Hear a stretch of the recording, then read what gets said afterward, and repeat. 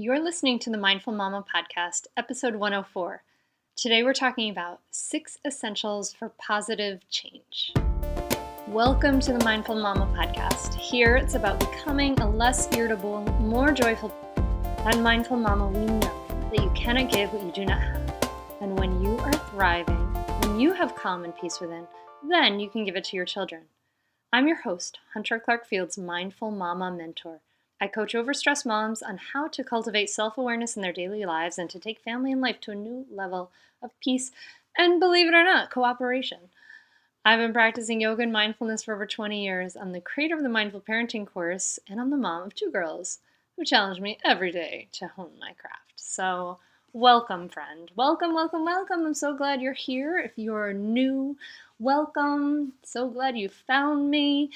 Today's episode is an interview. We mix it up around here. We have some solo podcasts, some interviews, and I have my friend Carla come once a month. So today we are going to be talking to a person who happens to be a good friend of mine. Kari Gormley is a coach based in the principles of positive psychology and the host of the Running Lifestyle podcast.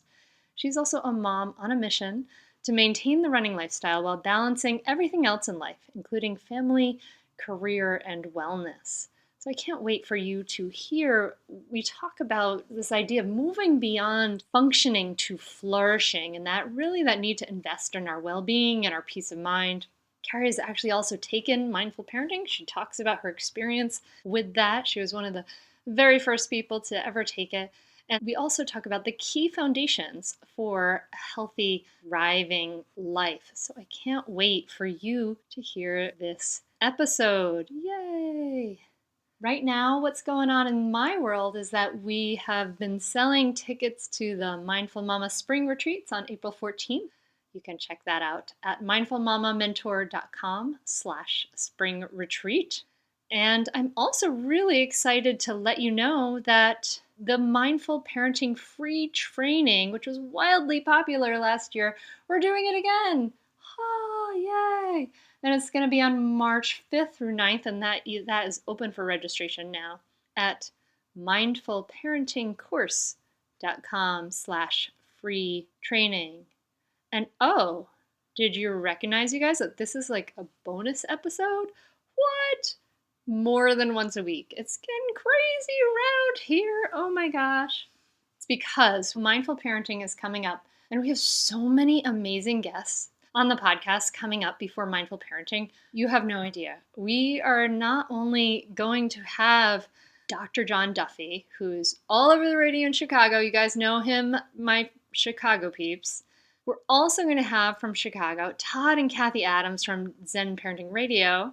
And get this, I wish I had drum roll. We're going to be having Dr. Dan Siegel, author of The Whole Brain Child and so many other books, incredible teacher. He's going to be on talking about his new book, which is awesome, you guys, The Yes Brain. So many things coming up, but isn't this cool that this is a bonus episode? So lots of stuff coming up. Be sure to be part of it. Take a moment to be part of it by going over to mindfulmamamentor.com.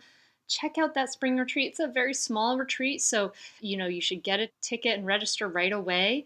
So if you want to be part of it, and people are coming from Connecticut and Virginia, all over the East Coast. So East Coasters, come on, peeps.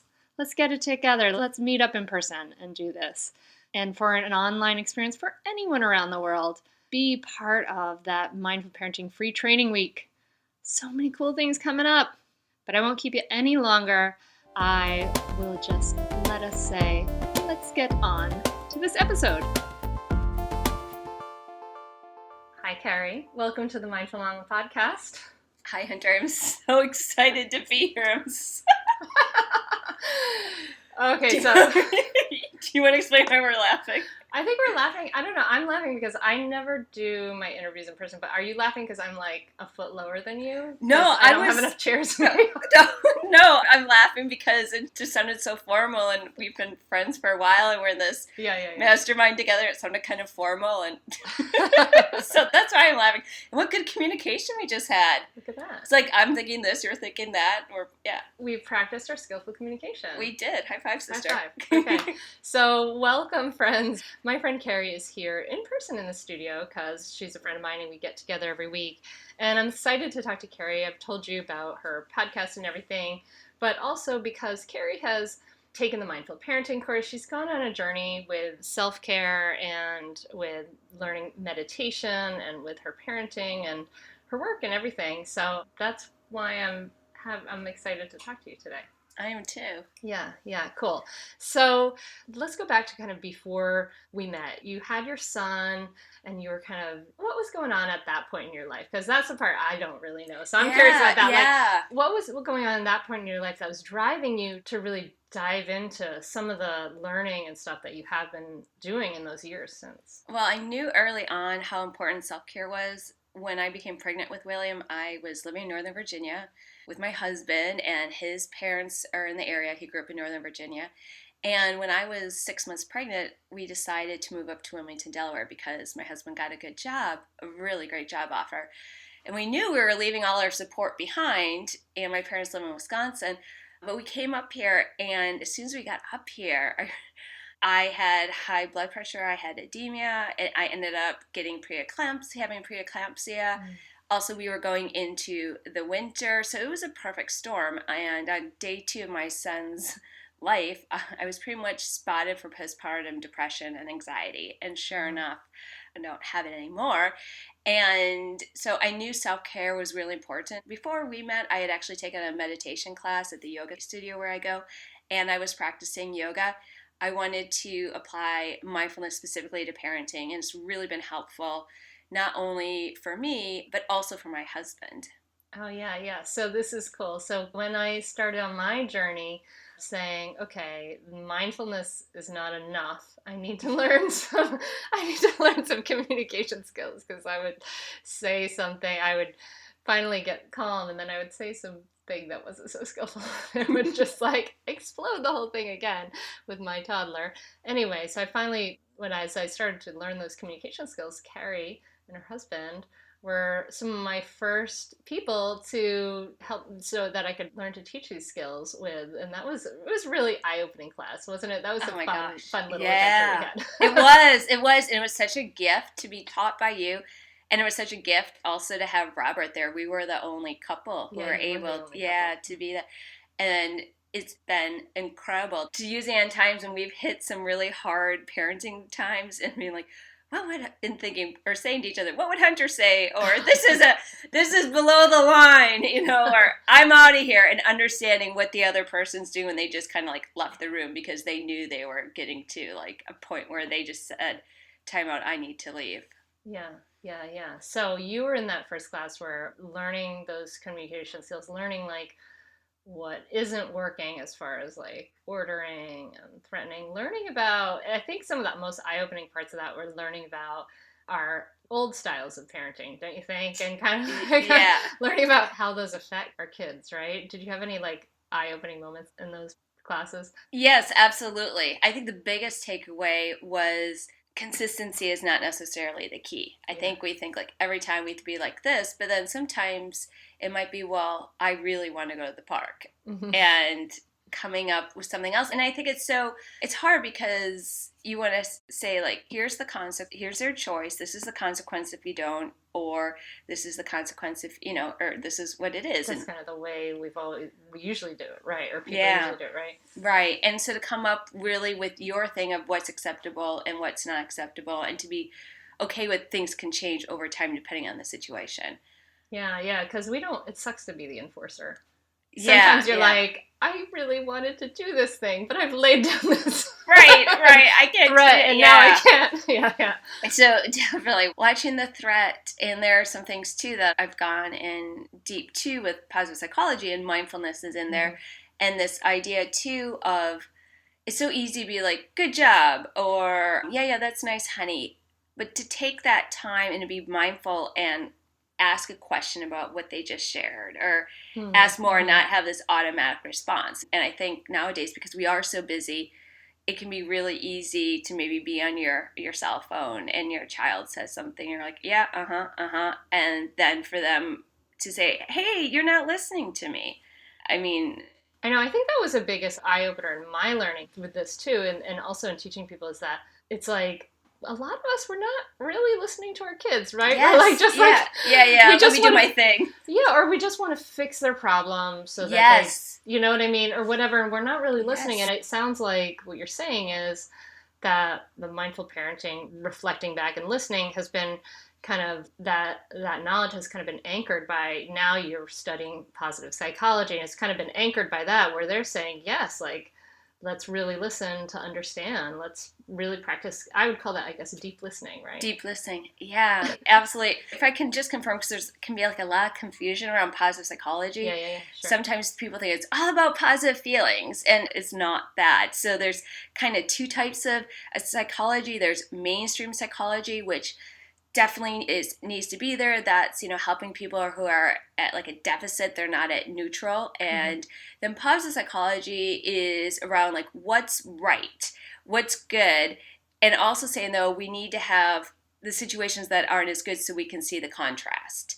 And it's really around the science of well-being. It's around happiness and around flourishing. And flourishing is when, in general, in most parts of your life, things are going really, really well. So, when you look at your mindset around ideally having 3 positive thoughts for every negative, and if you go over 11 positive thoughts, that's too much. That's too much? That's too much, because then that can almost get the kind of, I don't want to say mania, but it's like, for instance, it's a little maybe unrealistic. It is. Barbara Fredrickson is one of the biggest researchers around positive emotions. And that's just a quick side note on that, is that this idea we can be happy all the time, like when you focus on being happy, research is showing that you're not as happy. You want to have more positive emotions, which is around joy and gratitude, emotions like that. And so Barbara Fredrickson is really one of the leaders in positive emotions, and she's from University of North Carolina. And she uses the example of, it's too much positivity where you look at your child while they're sleeping in their cozy bed and you see a snake slithering on them and you say, isn't science amazing? Then it's gone too far. Yeah, you need that. You need some stress response. Yeah, we do need that amygdala and the old part of the brain. Yeah. Well, I want to ask you this, Kari, because your podcast, The Running Lifestyle Show, is, like, I would say when I listen to it, like, the music feels like perky and it's like very like positive, and your way of speaking on The Running Lifestyle Show is really positive, and you laugh a lot and it seems like you have a good time.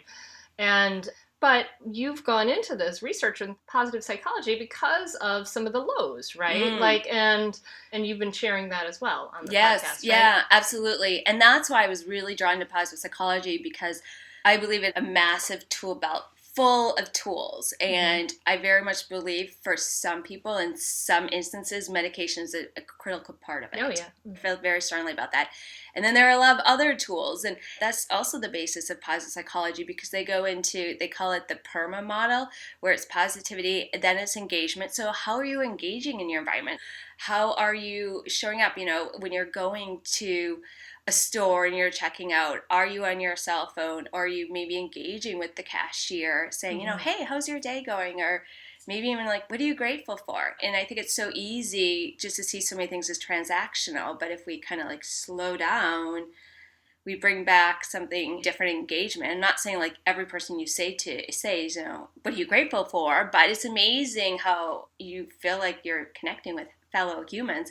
It goes into relationships, and the longest study for longevity is with some men from Harvard, and they're actually showing that the quality of the relationships is the biggest indicator for longevity. It's not like heart health and all these other things. It's the quality of their relationships. Those people you can call at 3 a.m, you're like, I need help stat. I mean, you're definitely one of those people. I'm like, oh my gosh, something has hit the fan. And I think some mutual friends of ours too, we could call them. And then it also goes into meaning. I think it's at least my journey as a mom. I had taken a little bit of time off. I was a facilitator at the time for Weight Watchers. And before that, I'd done business development and PR. And I remember feeling like, what am I, just a cow that's milking all the day? Moo, if anyone can relate. And then, and it was so beneficial. I had my own meaning, like to do something else. That just wasn't the milking cow. And then like my husband wasn't okay, now what do you want? It wasn't, it was having that autonomy, which is really key in meaning, that everyone has their own meaning, and then also having achievement. So a way of setting goals and meeting those goals, not just about goal setting, but goal meeting. And then the program I went through, which is from the Flourishing Center, and the founder, Amelia, I hope I get Amelia's last name correctly, Zhivotskaya. Wow. Yeah, exactly. She was from the second graduating class from the master's at Penn in Philly, and that's the birthplace of positive psychology. And she adds a V to it, which is vitality. Because if we're not taking care of our bodies, it's really hard to have all these other factors, have positivity, engagement, relationships, meaning, achievement. And so those are things that drew me because of having depression. And I had a couple of bouts of depression. And it's a slippery slope. And for my case, once I'm not sleeping well, I mean, and that's for a lot of people, all hell breaks loose, so to speak. And so I'm very passionate about exercise because it helps you sleep better. And also what I'm eating. I just am almost about complete, by the time this goes live, probably I'll have completed my first Whole30, and it's been eye-opening. And quickly, what's a Whole30? So Whole30, it's not a diet, it's a reset. It's taking a lot of common allergens such as dairy and grains and eliminating them, and taming, as the founder, Melissa Hartwig says, taming your sugar dragon. And so I'm that type of person who one piece of chocolate isn't enough. And if I have a lot of carbs, then I want even more. Even if I have sushi, then I want ice cream for dinner. I want the green tea and ice cream. And what I've been able to do, so I eliminated dairy, sugar, grains, even added sugar. So for instance, if I had wanted to have some like sriracha sauce, well, there's a little bit of sugar in there, so I didn't have that. And we've had some meals together. I love sriracha. Oh yeah. gosh. And then you gradually add some stuff back. And the thing is, there's so much research supporting this, that people who are prone to depression, that sugar is one of the absolute worst things we can have. And I've set up some goals that I use positive psychology tools for goal meeting for here in January, and they've worked beautifully. And I've never really had so much energy, especially now, because I've had, which is also common here, especially where Hunter and I are, is that seasonal affective disorder. And that's where, when there's less sunlight, you're not as happy. There's a seasonal component. And I don't ever remember feeling this good towards the end of January. Yay, yeah, high five, sister. High five. And a lot of that I also contribute to something we just did today, where we said, okay, let's record this podcast. And we said, okay, well, let's go for a run. And while we were running, we were talking about our businesses. There were a couple times where I haven't been running a lot lately, and for any of you who can relate, you haven't been running long and you kind of need to spit a lot. So we had to stop a couple of times, and it almost felt like Hunter was that friend where you're you drank too much and you're getting sick. She's just just use your glove. Get that straight. And so, and that's what we're doing is one of the best things we can do, because we got all these great brain chemicals going from the running. We're more focused for this interview. We have more energy to give. And we really connected as friends, and we were outside getting the beautiful sunlight. Yeah. It's interesting because you mentioned that, one of the big benefits of getting that exercise as a foundational component for feeling good is sleeping better. And it's funny because you made me remember that was one of the reasons I started exercising more, was so I could be tired and sleep at night, because it really helped me. When I started running, I was a teenager and doing in with not a great crowd, and smoking cigarettes and experimenting with other stuff too. And running really helped me ground, and I really appreciate that. I think it was a gateway to meditation for me. It's interesting when you think about this, when we think about all these different, this idea of our goals, or being really, that's okay, being really fulfilled, right? And then, but we kind of have to work backwards, right? It's that whole, Maslow's hierarchy, where, we need those basic components, and then we can have that groundedness then to make those changes at higher levels. And so we kind of have to, sometimes it's funny, my clients are okay, so I'm doing this meditation, and it's how do we do all these things in our life? Sometimes that kind of fitting that all in, but But what would you say are some of the components of self-care that are absolute musts, even for us, like even if we're, we've got a 1-year-old at home, like what are the musts that we need to do, at least in your opinion? What do you think? Absolutely, and there's research supporting this. Mm-hmm. The number one evidence-based, scientifically informed tool in positive psychology is gratitude. So if you can say each day 3 things you're grateful for, and if you want extra credit, say why, that is huge because it just resets your mind a bit. And so, It's funny, that's one of the first kind of like self-help, I guess, things I ever did in my life. And I totally even remember I was in Portsmouth, New Hampshire, when I bought this book called Simple Abundance. It's like got a pink cover. I don't know if anyone remembers this, but I think it has 365 days, but it's all about gratitude. And one of the things, it's one of the first books way back when that said to keep a gratitude journal. And so I started keeping a gratitude journal and writing down 5 things I'm grateful for every night when I was like 17 or 18 years old. And I still do that. Like I've had big swaths on and off. Sometimes I take days off, but I still do that. And it helps enormously. It's amazing. Try it, you guys. It's amazing. It's amazing. If I look back to the last bout of depression I had stopped that habit. Oh, isn't that interesting? Yeah. It's very interesting to go back and see like what happened. On my podcast, there's a doctor who is also on the advisory board. His name is Dr. John Rady, and he has written a lot of books around the connection between exercise and the brain and how it's so important. And he's a psychiatrist from Harvard. He's like the go-to person. And he also does a lot around kids and getting activity in. And he believes there are 6 things. And I really took these things seriously, the key to health, and they've made all the difference. So the first one is nutrition, which we've talked about. The next one is exercise. And ideally, if you can get some cardio in, might be as much as like jumping on a trampoline and playing 3 songs you love, or jumping rope, and having those things out, because it's amazing. If we just move them to make it just a little bit more convenient, we'll do something. It's something fun I did with my girls, that when we were stuck in the snow day, I was like, we need to move our bodies, because this has become such an essential thing for me. But maybe you can try this at home, is we just would set a timer on the phone for 30 seconds, and each of us would do a movement that we would do for 30 seconds, kind of like interval training, but kid style. So we would do these like wacky movements like for 30 seconds, and then the next, then I would do one, then my daughter Maggie, then my daughter Sarah, and we'd rotate around. It was fun. That's so cool. We did that in my class. We did that yesterday. Oh, yeah? We call it Team Hit, and then you go around, each person chooses their things. That's so fun. And we'll do animals like frogs, and then skier and speed skaters and monkeys. Cowboys. Lots of awesome cardio ideas. Okay, so cardio. So exercise. So and nutrition. Also that's yoga. So we have nutrition and we have exercise. Then we have sleep. And by the way, we're wired. Everyone is wired. We have this idea of early birds and night owls. That's true. There's a lot of emerging research coming out about chronotypes. A lot of it's actually done in Europe. And they're showing how there are like 4 types of people. So if people are like, if you want to get something done, just wake up early. You're like, but I was always the person in college who was the night owl. I did my best studying at night. Yeah, you're wired that way. Like there is proof that we actually can be early birds or night owls or whatever it may be. And we know with kids in general that changes over time. Like I'm praying that my son stays the way he is because he's an early bird.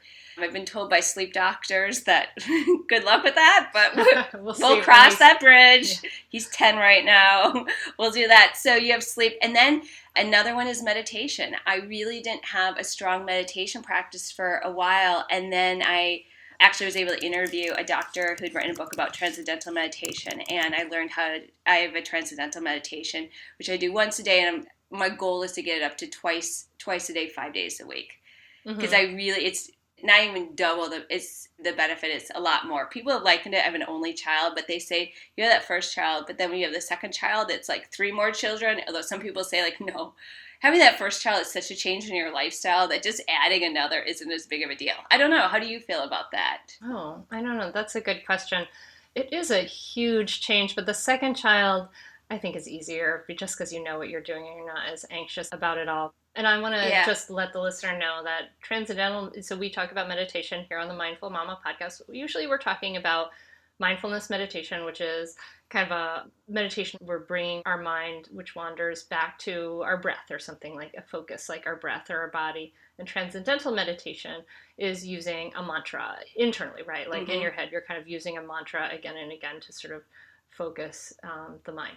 Right. Would you say? Right. Yeah. And it's a personalized one, and this is not an inexpensive program. You get your own personal meditation teacher, and they see how you're wired. So I have mine, and you never say it out loud. So don't even try asking Hunter. Give me the mantra. Otherwise, I'm not releasing this podcast now. And then, so there's meditation, and then they talk about the importance of getting outside, and especially when it's dark out. Like, we need to get outside. And then the last one is around your tribe, your people. And what's so exciting, what we just did is we were outside. So checky, check. We got that done for the day. Oh, yeah. We checked a couple off. We got outside and we bonded. We got 3 right there. Oh. And Hunter did ring the bell. She invited the bell, but that's not meditation, but I've already done my meditation for the day. Yeah, I think so. Yeah. And I do know I'm eating for lunch and dinner, so that's pretty good. And I slept wonderfully last night. And how do you feel? I feel on fire. I feel so good. And the beauty of this is you might be like, oh my gosh, this is going to take so much time. What are you, crazy? It makes you so much more efficient. I know exactly when I'm on my prime, and I'm in a prime time right now. And I think better, I'm clearer, I can see the connections, and I'm not tired and worn out. If I think about the mom with a young child and might be overwhelmed right now, I would invite you to think about, can you combine some of these things where you have triggers and you do habit stacking? For instance, if you are breastfeeding, is this a time where maybe your baby is on the pillow, and there was when I was nursing meditation. Oh, is there some? I mean, you could just, mindfulness of nursing. And I encourage people who are nursing to do that, to actually set a timer so that they don't feel like, if you have a baby who nurses for a long time, it can be exhausting. I had one. Yeah, you could set a timer for 10 minutes and just, in that 10 minutes, just, when the mind wanders, bring your attention back to breathing and the feeling of nursing. And that would be a great meditation, actually. And then the timer, making sure you don't have one of those jarring timers. I remember I heard someone on a podcast say a kitchen timer. No, not a kitchen timer. Maybe it can be a special ding, and maybe when you're breastfeeding, that's the time when you do the 3 things you're grateful for. Oh, yeah. You could do that. Yeah. There's so many things now that I look back 10 years ago, I wish I would have known then what I know now. But that's typical of a mother. And I love this phrase, I was a better mother before I became one. Yeah, totally. But it's interesting, for 10 years ago, and Maggie's 10 too, we didn't have smartphones 10 years ago. Yeah. Or maybe some people did. Yeah. But at least most people didn't. And now you have this entire incredibly strong connected computer right in your hand that's incredibly addictive. And I think that's something that we have to be really conscious of, curating that and to setting up boundaries around that. Bill did, my husband Bill, he turned his smartphone gray. Yes, that's huge. Yes. It's so boring to look at now. I'm like, oh God, I don't even want it. It really it turns off the desire to get on your phone. So if you are fighting with that, that's something you can do, is just Google how to turn your phone to grayscale.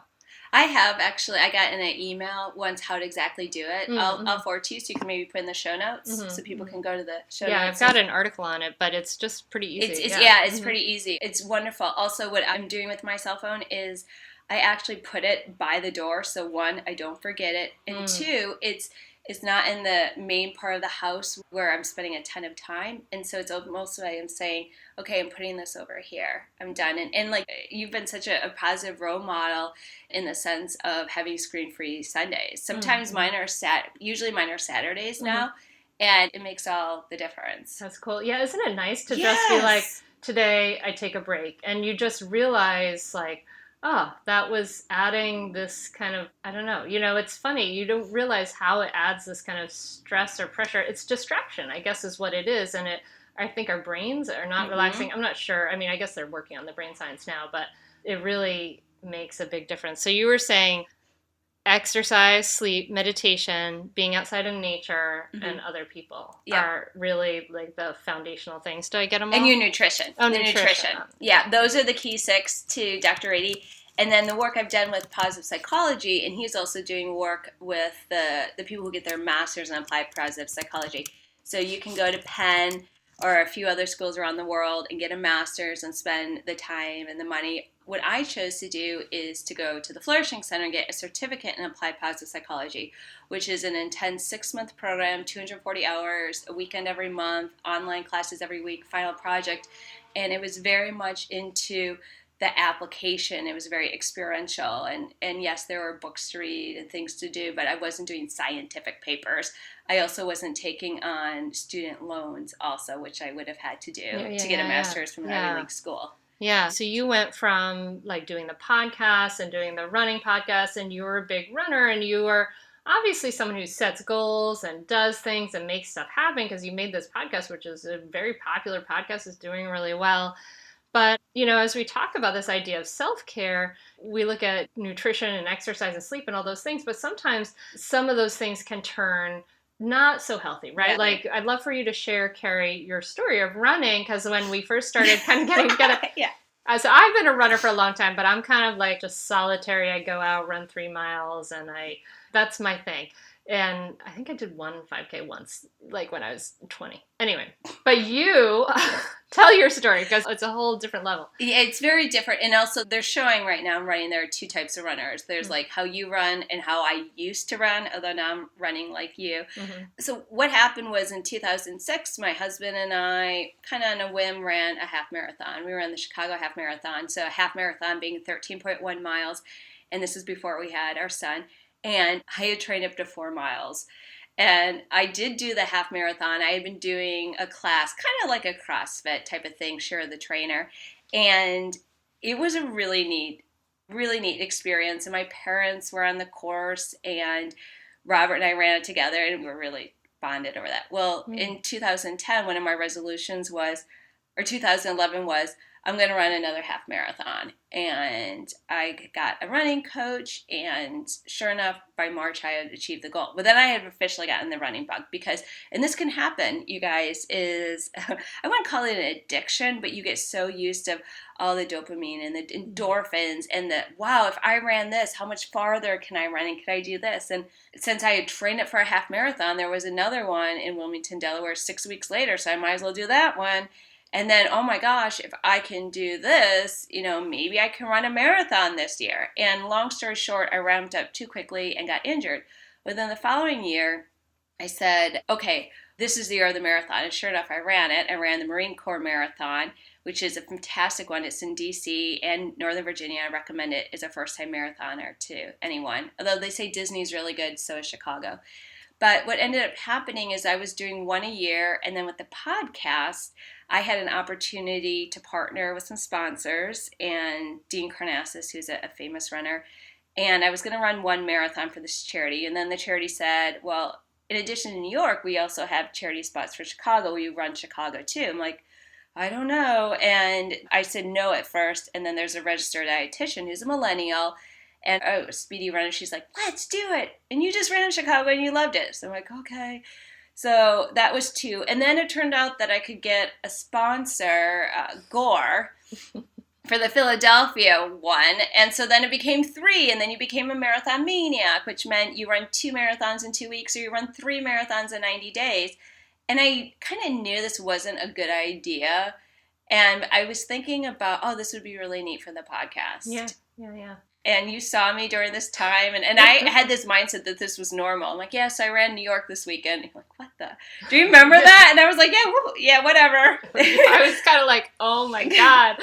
Because this is normal, and these are people like you hang out with. Yeah. You were in the crowd, and it's interesting. It's important to note, like, choose your friends wisely. Yes, you were around wisely, because yes, that's a big influence on you. Yeah. It is, and there's some pushback in the running community too, where people say, come do this marathon with me. Someone just did a 5K, and people have likened it to saying, like, come on, go to the movie with me. It's easy to sign up, but it's not the... A marathon, I just can't even imagine, because I ran like a quarter marathon once, so that I was running for like an hour, but I can't even imagine running for 4 plus more hours. Yeah. Like, it just seems like I don't know. I just don't love it enough to Yeah, run that many hours a day.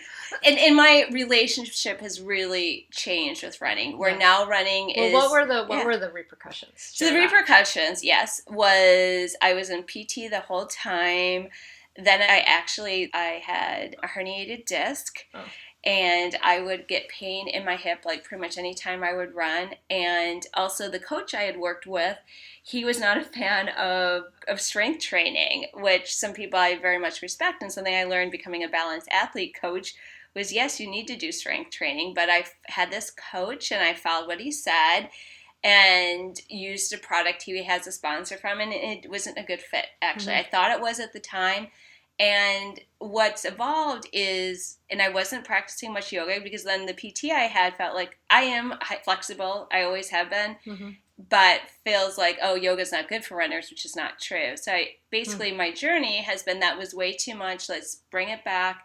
And now what my practice is 2 to 3 times a week, I'm practicing balanced athlete, which if anyone's familiar with CrossFit, it's kind of sort of like CrossFit. However, you're in a room where you're in bare feet. You are doing work with kettlebells and dumbbells and your own body. And then they also use something called cross core, which is kind of similar to TRX, but with TRX, the part where it connects with a bar or something, it's stationary, whereas with cross core, you actually have like this dial where you can loosen this. So like intensive muscle based kind of. Right, high intensity training, which FYI is that right now the research supports you're best off doing high intensity training, not running for hours. The research is not supporting that. It's just, it makes sense to me. It's like everything in moderation. You know what I mean? Like running makes a lot of sense. Like humans, I think we're, maybe born to run. Who knows? We evolved to run. Like I think there might be some, at least walking, like movement, is very natural. We need to be out moving. But like everything in moderation, like let's do yoga in moderation. Let's do these, and see what feels good. Right. Yeah. What's working for your body, not against. I was working against my body. I really was. Yeah. And also with running, it's repetitive movement. So I practice balanced athlete 2 or 3 times a week. Then I'll practice yoga 3 or 4 times. Like I usually exercise 6 to 7 times a week. So this week, because we went for a run, then I have one less balanced athlete class. Yeah. So I did 3 this week. Yeah, 3 yoga, and I don't know what I did this week. Ooh, that's my phone. Goodness gracious, I thought I turned it. Anyway, so you're really checking off that exercise. So that's helping you sleep and all of those things. It leads into everything, and not this excessive running. Excessive. Yeah. So, and the meditation is something that you really took up, and I really did want to ask you because you did take mindful parenting with me, and we went through the mindfulness components, self-compassion, and the communication. And I'm not sure I've asked you really about this, but do you have any sort of before and after, like what happened? Yeah, it's understanding. I would say the biggest takeaway is understanding when I get triggered. And being mindful of what caused that, and if I can trigger bus around before it gets worse, and then being okay with just leaving the situation. So there was one time, this is before your class, or maybe it was even during our class, and we really practiced self-compassion, and fellow students could relate to this, where I just got so frustrated when my son was leaving the house. I think I threw out his backpack.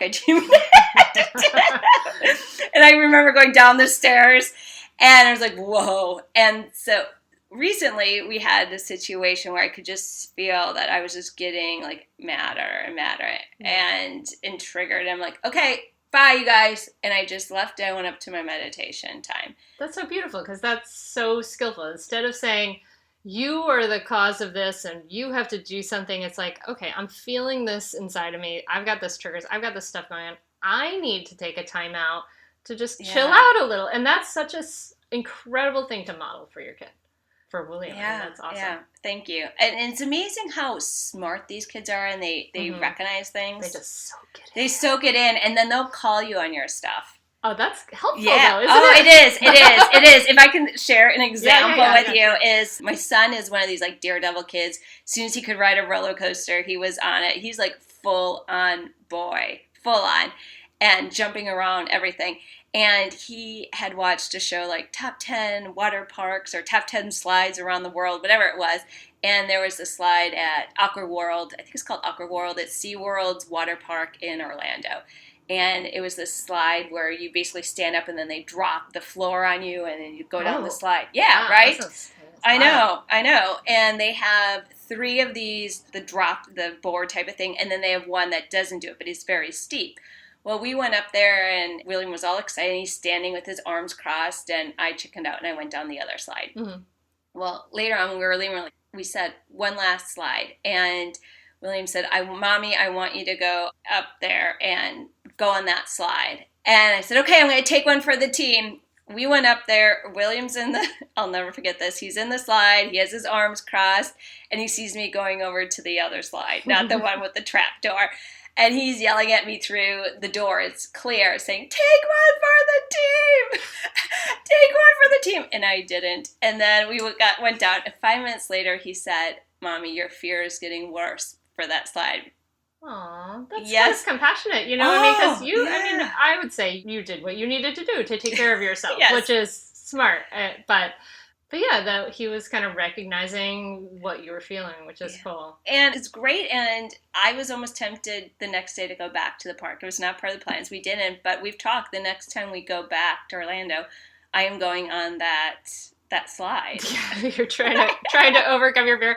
I went and did this Go Ape thing with Maggie for her 10th birthday, and I did it with her, and I thought I'd be kind of fine, but I don't know, I guess it was really kind of scary, and there were moments I was like, screaming bloody murder as I'm swinging through the air. I was totally scared. What's it called? It's called Go Ape, and it's like a tree ropes course, and they have them all around the country. Should you want to conquer fears, that one.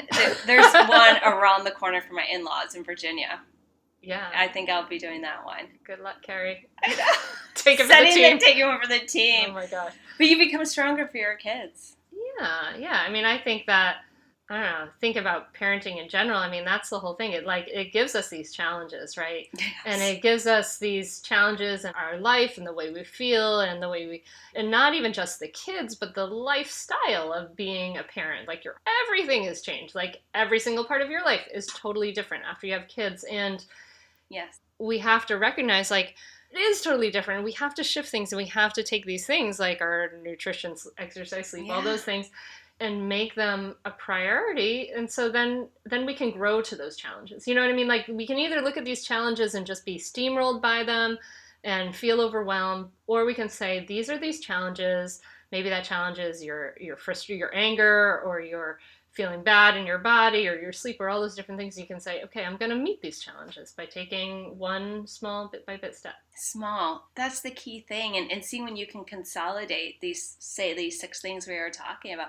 I'm thinking about the mom too, or can we do squats while you're doing the dishes? Or I don't know if you can do squats while you're doing the dishes. That sounds like I'm not being too much. I used to have this really bad habit of using my electric toothbrush and picking up stuff, and then toothpaste would splatter on the floor. So gross. Oh my God. I know. And then I would do it with my parents. They get so mad at me, and I dropped that bad habit. Yeah. Now, actually, you know what I do now when I use my electric toothbrush is I actually read an affirmation for the day, or I have this day-by-day calendar. I think by Wayne Dyer, and last year's was from, not Abraham Hicks, a woman, she just died. No. Louise Hay. Louise Hay. Yeah, I can't recommend. And those are triggers, and you have those calendars or you have those signs. I love the day-by-day because it's something new every day, and it's bite-sized pieces. So I think my takeaway from talking about all this is invest your effort, your time, what you can into feeling good in this world, because our life is short. All these little things add up. Is kind of what I'm hearing. They do. They completely do. It's not like we're saying go away for a week and a half to a yoga retreat or go in a 10-day silence. We're not. These little shots of joy, they add up over time. They do. Thank you so much, Kari, for coming on the Mindful Mama podcast. We're going to link in the show notes to the Running Lifestyle Show podcast. So if you are a runner, or even if you're not, you might like it because she has all kinds of really amazing guests on there. Thank you. Yeah, it's really more about running your lifestyle Yeah. and as much about, get fast with a 5K. It's not like that at all. Yeah. It's for the cool runners. Yeah. The lifestyle runners, the runners who are doing this for their health. Awesome. I appreciate you and your energy and what you're bringing to the world. You've brought so much to my life. And so I really appreciate that. And I want to thank you for that. Thank you. You brought so much. We're Aristotelian friends. So Aristotelian being from Aristotle, famous philosopher. And that we have like a transaction where we're in a mastermind together and we're sharing ideas. And then we're also friends where we like hanging out. Like it's just fun to shoot the breeze. We just had our own retreat and we went running and it was one of the best runs ever. And then it makes you Aristotelian where you have those components and then you grow, you're better together as friends. You're really becoming stronger people because of each other. So you're definitely an Aristotelian friend. That's so cool, good. So I hope this podcast makes you grow stronger today, my friend, dear listener. Dear listener, thank you.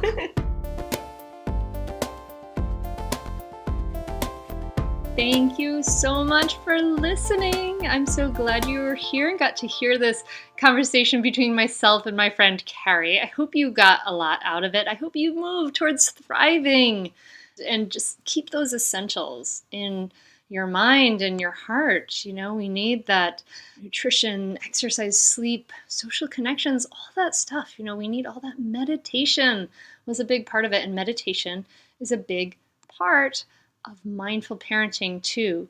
We are, like I said, we're going to have our free week-long training coming up. You can find that at mindfulparentingcourse.com/free training. And another thing Kari mentioned was a really incredible importance of social connections. Like we need to be in touch with each other, in presence with each other, and really get that deep, lasting experience. And she really made me think of the retreats. And it's been amazing you can go over to the page for the retreat, which is mindfulmamamentor.com/spring retreat. It's amazing what people have written to me about their experiences. One participant said, "Before the retreat, I felt frustrated, like I was failing as a mom. Now I feel helpful and ready for self-worth and change." I would rate it 10 out of 10. It was one of the greatest experiences I've had in my life as a mom and would recommend it to every mom I know. I think this day will literally change my life. She said, "Thank you for all you do to make women and moms feel worth it. It was a great time," in all caps. I mean, that's amazing. It's like why I do this work is to create experiences like that. And we just can't do that when we're a million miles away. So come, and if you're able to, come to this spring retreat in Wilmington. It's on April 14th, and you can find out more about it at mindfulmamamentor.com/spring retreat. And coming up in the next episode should be Carla. We'll see. I hope you've enjoyed this bonus episode, and I'm wishing you a beautiful week, my friend. Namaste. Are you frustrated with parenting? Do you want to practice conscious, compassionate parenting, but you don't know how? It's not easy, and there's no roadmap for this. Until now. I'm Hunter Clark-Fields, creator of the Mindful Parenting course, and I know how frustrating it is because I've been there. I struggled as a young mom, and when I found myself yelling and triggered by my child, I knew there had to be a better way. And there is. Mindful parenting is different from other parenting trainings.